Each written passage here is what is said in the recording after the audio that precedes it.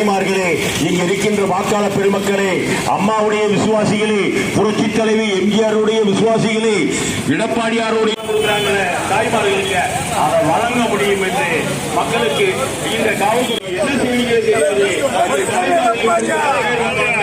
அவங்க வீட்டுக்காரங்களே வண்டி ஓட்டி வருவாங்க, அவங்க 10,000 5,000 1000 கொண்டிருக்கின்ற இந்த கஞ்சா போன்ற இந்த போதைப் பொருட்களை மக்களிடம் நடமாட விட்டுக் கொண்டு போதைப் பொருட்களை மக்களிடம் சிறு வயது குழந்தைகளை கூட போதையை பழக்கிவிட்டு மக்களை சீரழித்துக் கொண்டிருக்கும் காட்டாட்சி நடத்திக் கொண்டு மக்கள் விரோத போக்கு ஆட்சி நடத்திக் கொண்டிருப்பவர்களை வீட்டுக்கு அனுப்புவதற்காக நாமல் எல்லோரும் ஒத்துழைப்பாக எல்லோரும் அனைத்து இந்திய அண்ணா திராவிட முன்னேற்ற கழகத்திற்கு ஒத்துழைப்பு வழங்க வேண்டும். பெரியவர்களே, தாய்மார்களே, இங்கு இருக்கின்ற வர்த்தகர்களே, இங்கே வர்த்தகம் செய்ய வருகின்ற பாமர மக்களை எல்லாம் நீங்கள் சந்திக்கின்ற தினந்தோறும் சந்தித்துக் கொண்டிருக்கின்றீர்கள். இந்த வர்த்தகர்கள் எல்லாம் நீங்கள் கொஞ்சம் எடுத்துரையுங்கள்.